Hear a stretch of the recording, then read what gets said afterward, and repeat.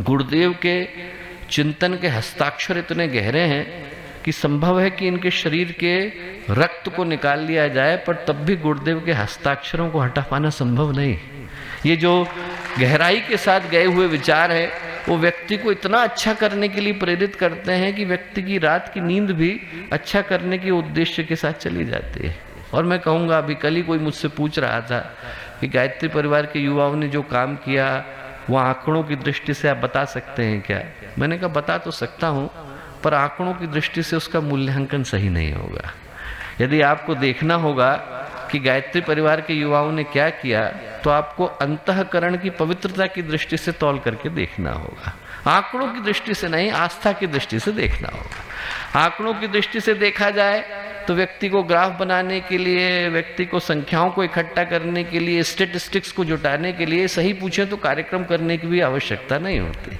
लोग एक कंप्यूटर के पास बैठकर आज की तारीख में आंकड़ों को इकट्ठा कर देते हैं, पर उसको कर देने से न देश बदलता है, न राष्ट्र जागता है, और न संस्कृति का पुनरुत्थान हो पाता है। यदि किसी को ये देखने का मन हो कि गायत्री परिवार ने क्या किया, गुरुदेव के चिंतन ने, गुरुदेव के संकेत ने, गुरुदेव के आदर्श ने किस तरह की सोच को, किस तरह की लहर को, किस तरह के अभियान को, किस तरह की क्रांति को जन्म दिया, तो वो देखने के लिए हमें इस सत्य को देखना होगा कि आज भारत की लगभग 65% आबादी युवा है। और नारकोटिक्स कंट्रोल ब्यूरो का आंकड़ा क्या कहता है? ये कहता है कि उस आबादी में से 52% किसी न किसी तरह के एडिक्शन से गुजर रहे हैं।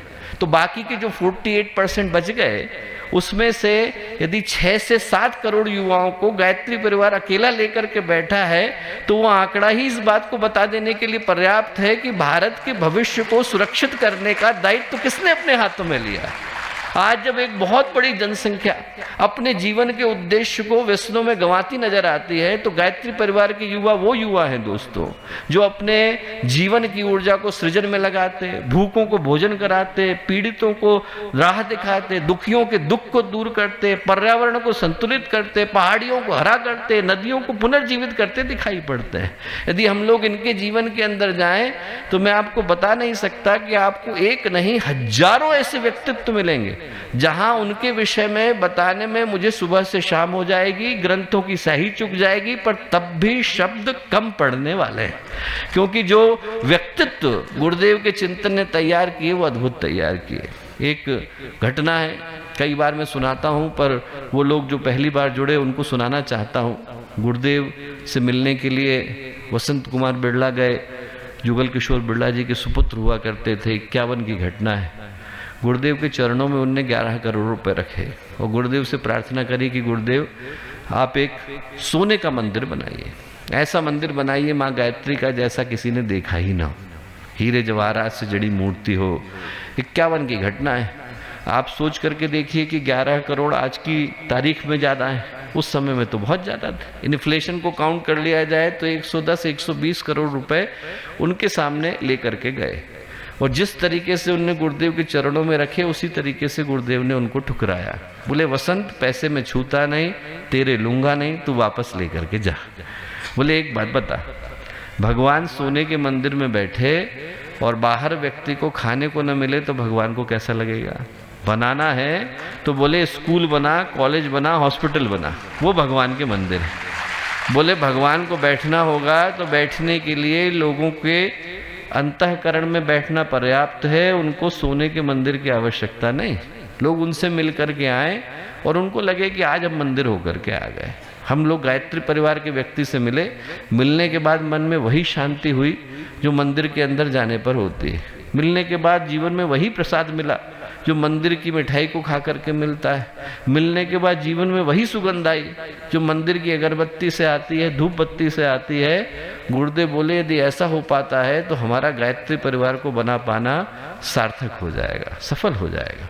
दोस्तों, और ये कहने में मुझे शंका नहीं कि आज यदि हम लोग बृहत्तर दृष्टि से देखें, गांव-गांव के अंदर जाएं, छोटे छोटे कस्बों के अंदर जाएं, छोटे छोटे मोहल्लों के अंदर जाएं, तो एक नहीं अनेकों ऐसे व्यक्तित्व देखने को मिलते हैं जिनको देखने के बाद ये प्रेरणा प्राप्त होती है कि गुरुदेव का चिंतन इनके जीवन में गहराई के साथ गया तो जीवन कितनी अच्छी तरह से बदला। अभी थोड़े दिन पहले एक बहन आई, वो आने के बाद रोने लग गई। बोले कि भैया हमारा जो लड़का था वो बोले कि इतना ज़्यादा अपने जीवन के उद्देश्य को भूल गया था। बोले घर से शराब पी करके निकलता था, आता था तो शराब पी करके आता था। बोले आने का ठिकाना नहीं, जाने का ठिकाना नहीं, काम उसने कोई किया नहीं, सारी जॉब छोड़ दी। और बोले कुछ कहो तो मुंह पर सिगरेट का धुआं उछाल करके जाता था। बोले कह सकते नहीं थे, बोल सकते नहीं थे, अपना ही बच्चा था, उसको डांट डपट भी नहीं सकते थे। बोले पता नहीं क्या हुआ कि एक दिन गायत्री परिवार के वृक्षारोपण कार्यक्रम में गया। बोले पता नहीं उसने वहाँ पे क्या सुना। वहाँ से गुरुदेव की पुस्तक है हारिए न हिम्मत, उसको लेकर के लौटा। लौटने के बाद वसीयत और विरासत को पढ़ा, पढ़ने के बाद गायत्री महाविज्ञान को पढ़ा, पढ़ने के बाद बोले वही लड़का है, उसका जीवन ये बदल गया है कि सुबह 5 बजे उठता है, उठने के बाद सबसे पहले पूजा करता है, करने के बाद अपनी जॉब पर जाता है, जॉब से आने के बाद कंधे पे झोला रखता है, लेकर के किताब निकलता है और शहर के सारे लोगों को बांट करके आता है। जो गायत्री परिवार देता है दोस्तों, गायत्री परिवार देता है वो व्यक्तित्व के रूप में देता है। हमारे YouTube चैनल शांति कुंज वीडियो गायत्री परिवार को सब्सक्राइब करें एवं बेल आइकन जरूर दबाएं ताकि गायत्री परिवार की विभिन्न गतिविधियों की जानकारी आपको मिलती रहे।